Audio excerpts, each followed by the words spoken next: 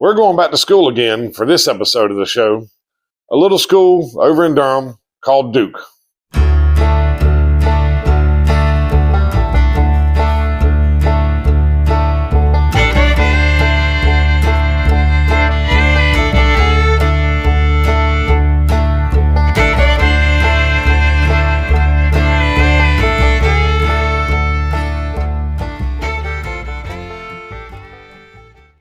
Welcome to the NC Everything podcast. I'm your host, Curtis, and this is the bi-weekly show where I talk about everything that has anything to do with North Carolina.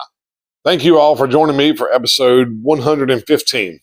Really, I can't believe I've done this 115 times. I mean, it may seem like a small accomplishment, but for me, it's a big thing.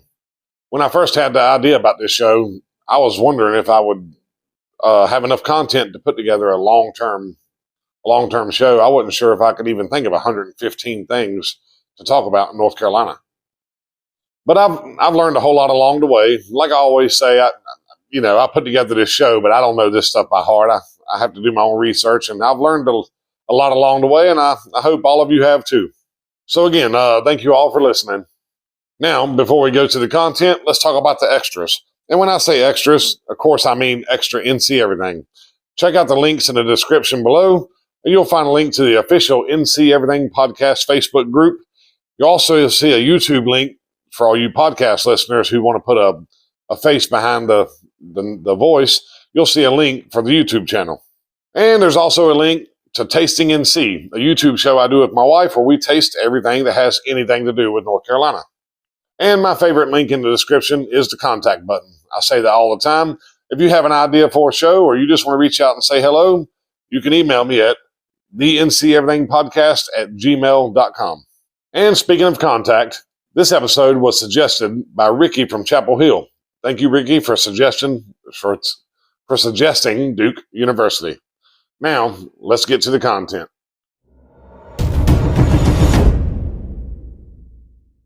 So Duke University, as a school, is pretty old. Not as old as UNC, and I know there's a rivalry there. I won't get into the UNC-Duke rivalry in this episode. Sorry, guys. But it's not as old as UNC, but it is, as a school, an old school. But Duke University, the name, was created in 1924. But we're not there yet. Let's back up to 1838. There was this little bitty preparatory school in Randolph County called Brown's School. And the original site for Brown's School is actually in the town of Trinity, which is just south of Archdale. I don't believe I've ever been through Trinity. I'm actually not sure if I've ever been through Archdale, to be honest. But anyway, the Brown School, was organized by the Union Institute Society. Yep. A group of Methodists and Quakers under the leadership of Reverend Brantley York. And so the Union Institute Society, they create Brown School, but it wasn't long before Brown School changed their name to Union Institute Academy. And this was 1841. So about 3 years after Brown's School started, it got the name change. Well, it wasn't long that the school, it started expanding. A lot of kids were coming and they needed help. And back then they had all these slaves around. And so they started putting the slaves to work as staff and faculty at the school. Well, then in 1851, the name changed again. It was changed to Normal College. And it wasn't a college for normal people. I don't even know if that's a thing.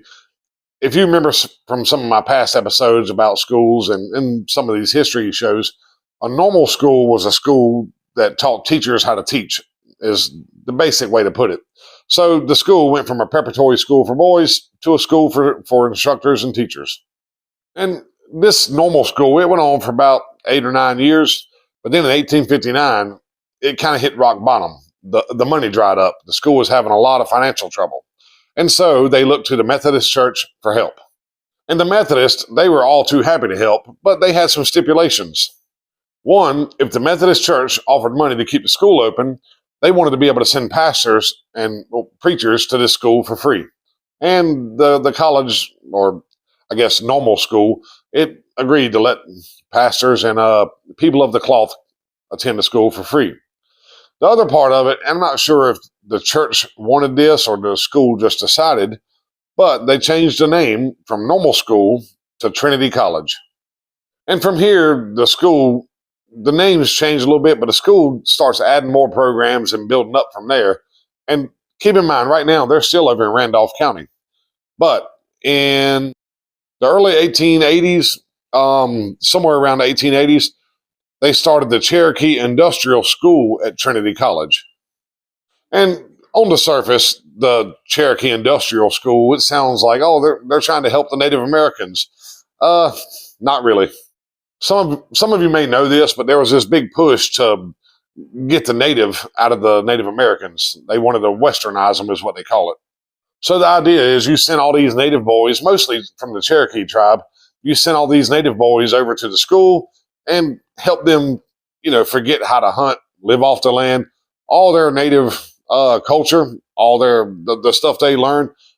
You're going to get away from that, and we're going to teach you how to live like white people do, essentially.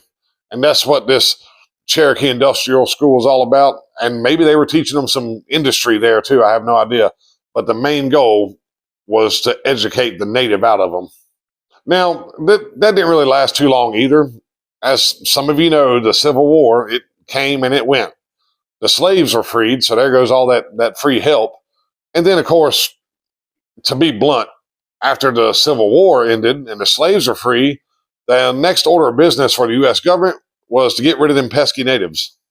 And so a bit of a Indian extermination campaign ramped up. And we don't call it Indian extermination because that doesn't really fit our narrative. But I can tell you, General Custer didn't die up there at Little Bighorn because he was trying to educate Native Americans. He was trying to get rid of them. Anyway, let's get back on track here. Right around this time, the current manager of Trinity College, his name was Braxton Craven. Well, he dies, and they get a new manager. He was a New York native, from John Crowell, and he was a Yale graduate. Well, as soon as he takes over the school, the first thing he notices, this school is out in the country. It's in the middle of nowhere, and that's not going to help build the school, in his opinion. And he was right. So he wants to find a better place to move Trinity College. And so he brings this idea to the trustees of Trinity College, and they agree that, if we want to bring in more students and more money, we need to get out of the country and into the city. And so I read that there was a kind of a competition between a bunch of cities in central North Carolina. I didn't catch which cities the competition was involved. But anyway, as you know, Durham, or the city, not the county, the city of Durham won. And so Trinity College moves to Durham in 1892. Now, another thing that helped Trinity College make it to Durham, at the end of the day, it's about money. If you want to survive, you need money. And there's this guy in Durham named Washington Duke. And if you listen to my episode on NC Tobacco, you'll learn more about Washington Duke. He was I don't know if you would call him a tobacco magnate, is that right? But he made a killing off tobacco. He wasn't the only one, but there were several. But he was a tobacco millionaire, essentially. And, money talks, and there was a lot of money in Durham because of tobacco. And so Trinity College moves to Durham, and you'll learn as I go forward, Washington Duke was ever more involved in that. You see, after Trinity College decided to move to Durham, Washington Duke got together with his buddy, Julian S. Carr, who is the namesake of the town of Carborough. He was another tobacco magnate. And they gave up a bunch of their land as a location for the new school. So Trinity College, they moved there, and it's still a fairly small college, but Washington Duke gave them a lot of land. So did Julian S. Carr. So this smaller school was on this huge lot of land. Now, it wasn't long after the school got there, Washington Duke, he wanted to start letting women attend Trinity College. And I'm not sure the Methodist Church was really digging this idea, but when Washington Duke, who pretty much gave you the school, when he asked for something, you give it to him. And so in 1897, Trinity became a co-ed school.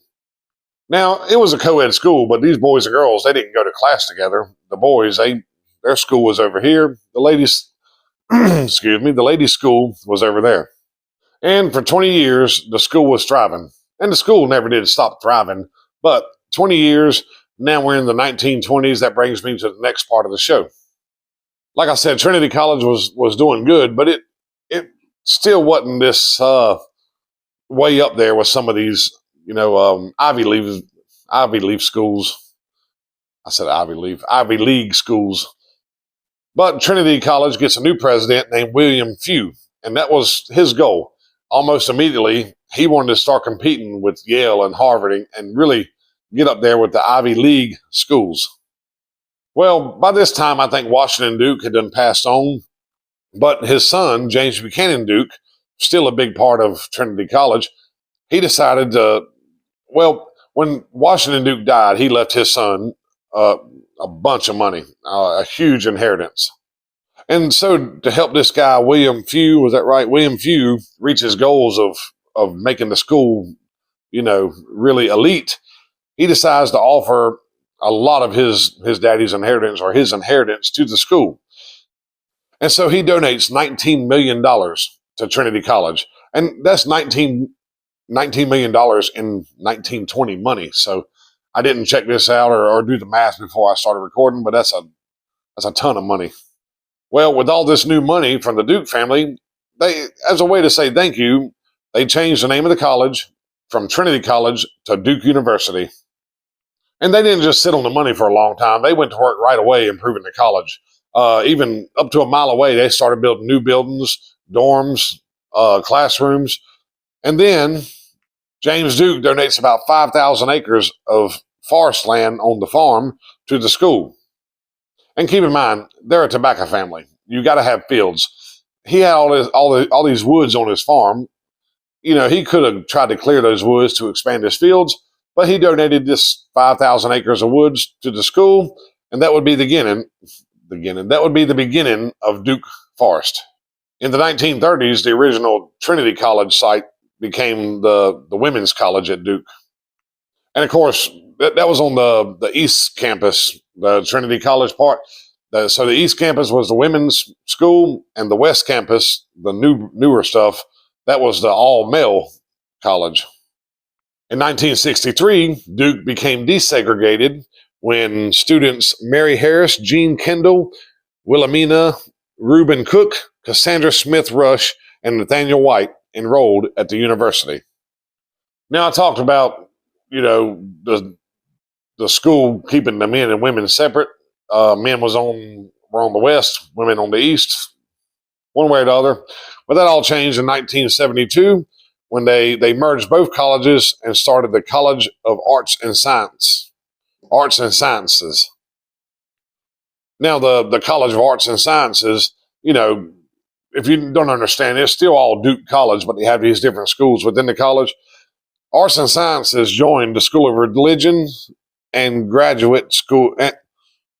Arts and Sciences joined the School of Religion and the Graduate School, which were both founded in 1926. I know that's a step in the back. Still in the back, the School of Medicine opened in 1930. The School of Nursing opened in 1931. And Duke Law School organized in 1930. And I'm assuming I meant to put that back in my notes to keep it in the actual timeline. So, I don't get too dodgy, but we took a step back there. And we're still stepping back. In 1938, they opened up the Nicholas School of the Environment. And in 1939, the Pratt School of Engineering started. And getting closer to back on track, in 1969, the Fuqua School of Business opened up. And Duke got their 10th school in 2005 when they opened the Sanford School of Public Policy. And I'll be honest, the School of Public Policy doesn't sound very interesting at all, but, to each their own.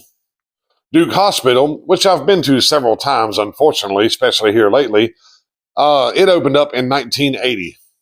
And then in 1994, they started construction on the Levine Science Research Center, or the LSRC. The following year, 1995, they started building the School of the Environment, which used to be the School of Forestry and the Duke Marine Lab. And I know that's a lot of dates. It may not have been that interesting, but as you can see, over the years, they're constantly adding more programs to the school. Now, before I wrap this show up, I want to talk about the Duke Blue Devils. And I used to make the joke, I knew growing up that Duke was rooted in religion with the Methodist Church. So it's kind of funny that their mascot was the Blue Devils. That doesn't seem like it fits with the Bible thumpers. Now we're going to call ourselves the Devils. But during this research, I ran across the origin story behind the Duke Blue Devils. So apparently, Duke University, yep, I guess it was Duke University at the time, yep. They banned football on campus, and they banned football for 25 years. No football allowed. Well, World War I comes and it goes, and the war didn't have anything to do with it, but after the war, that's when the trustees decided that maybe it's okay if they play football on campus again. Well, since they were cool with football again, they decided that the football team really needed a name. And so initially, they were known as the Trinity 11, the Blue and the White, or the Methodist. And the Methodists may actually sound derogatory, but Wake Forest University, they were called the Baptist. But they had this student newspaper called the Trinity Chronicle, and they decided to run a campaign to pick a whole new name. And so people started sending in suggestions. I read that some of the suggestions were the Grizzlies, the Badgers, the Catamounts, and which is weird, Western North Carolina is the Catamounts, the Dreadnoughts, and the Captains. There was the Blue Titans, the Blue Eagles, the Polar Bears, the Blue Devils, the Royal Blazes, and the Blue Warriors. But with all these suggestions, nobody could really pick a name. However, when Blue Devils was suggested, everybody started criticizing it, which is to be expected because it's a religious school. So everybody started raising hell about the name Blue Devils. Well, eventually the editor-in-chief of the student newspaper, kind of to be facetious, everybody hated the name Blue Devils, so he unofficially started calling the football team the Blue Devils just to get a reaction out of people. And so the more they wrote about the athletics at Duke University, they just kind of kept calling them the Blue Devils. And eventually everybody just accepted that as the name of the team and the Duke mascot. And that's all I got on Duke University. When I went in, I thought this is going to be a really long episode, and it was certainly interesting. Like I said, you can go back and listen to my episode on NC Tobacco, and that'll kind of give you more about the Duke family. But that's Duke University. Thank you again, Ricky from Chapel Hill, for suggesting Duke.